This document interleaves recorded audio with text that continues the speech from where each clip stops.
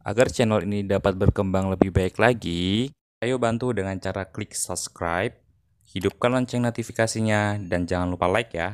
Aku hitung 3, 2, 1. Ayo subscribe, subscribe, subscribe, subscribe, subscribe. Assalamualaikum warahmatullahi wabarakatuh. Apa kabarnya Soli dan Solihah? Semoga Allah memberikan kesehatan dan keberkahan kepada kita semua. Jangan lupa sebelum belajar kita berdoa kepada Allah agar Allah memberikan kefahaman dan keberkahan ilmu kepada kita. Hari ini kita akan belajar tentang gaya. Ya, kemarin kita sudah belajar tentang gaya kan? Nah, coba diingat lagi. Apa itu gaya? Nah, ternyata gaya adalah tarikan, dorongan, atau apapun yang bisa membuat suatu benda itu bergerak atau berhenti dari pergerakannya. Nah, itu bisa disebut dengan gaya. Nah, hari ini kita akan belajar tentang pengaruh gaya terhadap benda. Pengaruh gaya terhadap benda dapat dibagi menjadi 5. Yang pertama adalah gaya dapat merubah bentuk benda. Apa ya maksudnya?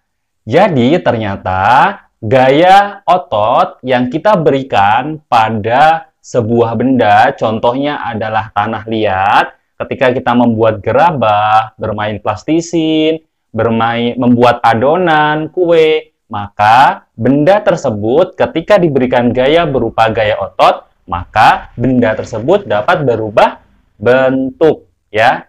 Contohnya seperti ini. Gerabah ini berasal dari tanah liat. Ketika kita berikan gaya, maka akan berubah. Itulah contohnya kenapa gaya dapat merubah bentuk. Yang selanjutnya adalah merubah benda diam menjadi bergerak. Contohnya adalah ketika kita menendang bola, bola dalam kondisi diam. Ketika kita tendang, maka bola yang diam akan bergerak. Nah, itu disebut dengan gaya dapat merubah benda yang diam menjadi bergerak. Contohnya apa lagi? Ketika meja diam, meja tidak bisa berjalan kan? Meja dalam posisi diam, bendanya diam. Ketika kita berikan gaya berupa gaya otot, kita dorong benda tersebut, maka meja tersebut dapat bergerak. Yang selanjutnya adalah merubah benda yang bergerak menjadi diam. Contohnya pada rem sepeda. Ketika kita menggoes sepeda, sepeda dalam kondisi bergerak. Ketika kita tarik remnya, maka benda tersebut menjadi diam atau berhenti. Apa yang digunakan gaya tersebut? Gaya yang digunakan dalam kegiatan ini adalah gaya gesek, sehingga benda yang bergerak bisa menjadi diam. Selanjutnya Adalah merubah arah gerak benda. Bagaimana ya maksudnya? Ternyata gaya dapat merubah arah gerak benda. Contohnya, ketika kalian bermain kasti atau baseball, maka bola yang dilemparkan kepada kita kan kita pukul sehingga bola tersebut dapat berubah arah. Yang tadinya arah ke kita pukul sehingga bolanya pergi menjauh dari kita.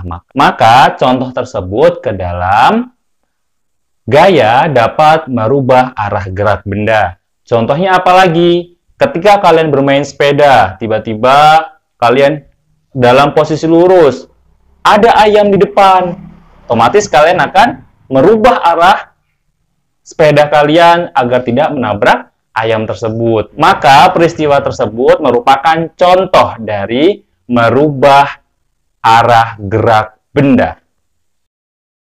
Nah, yang terakhir adalah merubah kecepatan gerak benda. Kita dapat merubah kecepatan suatu benda dengan memberikan gaya pada benda tersebut. Ketika kita menaiki sepeda, sepeda yang kita kayuh dengan santai dapat kita kayuh lebih cepat lagi dengan diberikan suatu gaya. Maka dalam peristiwa tersebut merupakan contoh dari gaya dapat mempercepat gerak benda.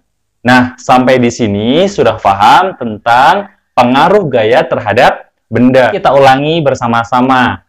Pengaruh gaya terhadap benda. Yang pertama adalah merubah bentuk benda. Yang kedua adalah membuat benda yang diam menjadi bergerak. Yang ketiga, membuat benda yang bergerak menjadi diam. Yang keempat adalah merubah arah gerak benda. Yang kelima adalah merubah kecepatan gerak benda.